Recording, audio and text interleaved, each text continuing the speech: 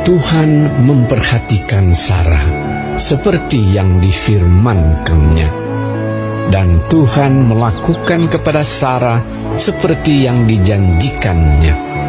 Maka mengandunglah Sarah, lalu ia melahirkan seorang anak laki-laki bagi Abraham dalam masa tuanya, pada waktu yang telah ditetapkan sesuai dengan firman Allah kepadanya. Abraham menamai anaknya yang baru lahir itu Ishak, yang dilahirkan Sarah baginya. Kemudian Abraham menyunat Ishak, anaknya itu, ketika berumur 8 hari, seperti yang diperintahkan Allah kepadanya.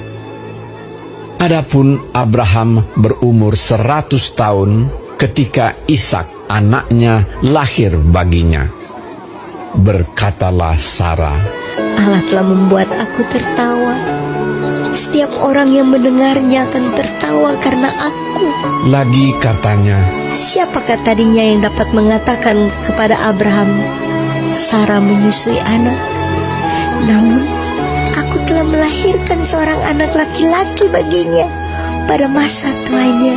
Bertambah besarlah anak itu dan ia disapih. Lalu Abraham mengadakan perjamuan besar pada hari Ishak disapih itu.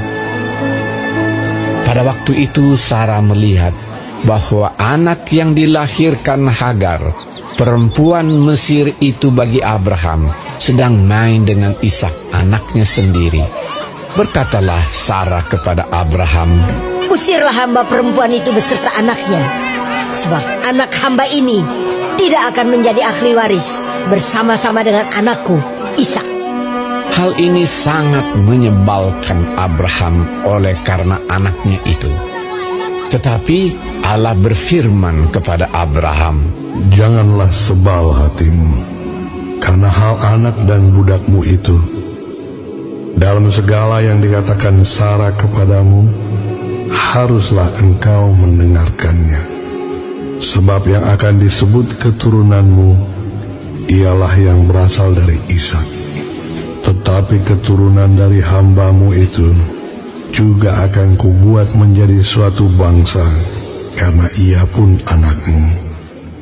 Keesokan harinya, pagi-pagi Abraham mengambil roti serta sekirbat air dan memberikannya kepada Hagar.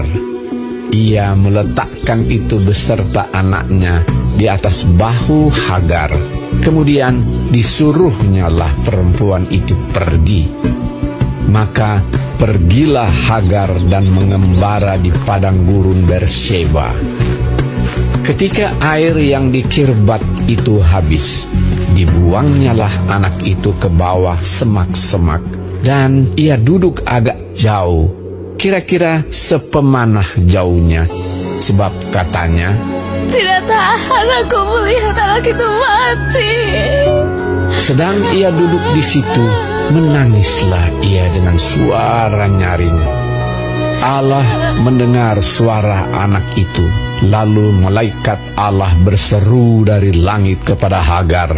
Katanya kepadanya, apakah yang kau susahkan, Hagar? Janganlah takut, sebab Allah telah mendengar suara anak itu dari tempat ia terbaring. Bangunlah, angkatlah anak itu, dan bimbinglah dia, sebab aku akan membuat dia menjadi bangsa yang besar. Lalu Allah membuka mata Hagar sehingga ia melihat sebuah sumur. Ia pergi mengisi kirbatnya dengan air, kemudian diberinya anak itu minum. Allah menyertai anak itu sehingga ia bertambah besar. Ia menetap di padang gurun dan menjadi seorang pemanah. Maka tinggallah ia di padang gurun Paran, dan ibunya mengambil seorang istri baginya dari tanah Mesir. Pada waktu itu Abimelek beserta Pikol panglima tentaranya berkata kepada Abraham, Allah menyertai engkau dalam segala sesuatu yang engkau lakukan.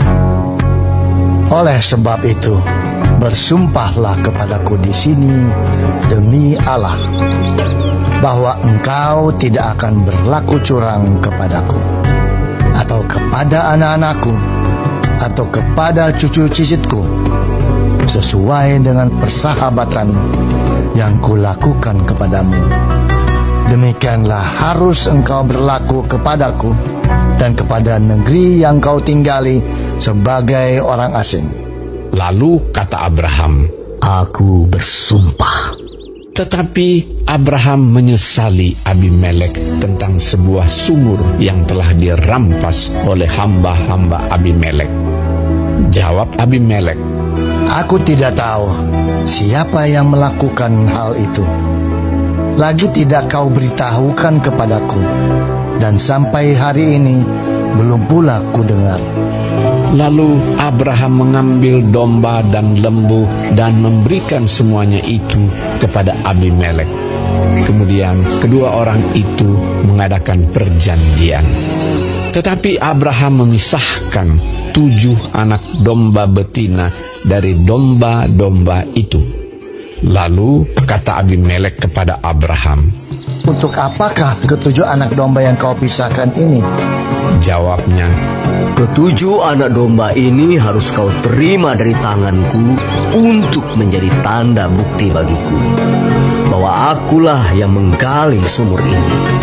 sebab itu orang menyebutkan tempat itu Bersheba, karena kedua orang itu telah bersumpah di sana. Setelah mereka mengadakan perjanjian di Bersheba, pulanglah Abimelek beserta Pikhol, panglima tentaranya, ke negeri orang Filistin. Lalu Abraham menanam sebatang pohon tamariska di Bersheba dan memanggil di sana nama Tuhan Allah yang kekal. Dan masih lama Abraham tinggal sebagai orang asing di negeri orang Filistin.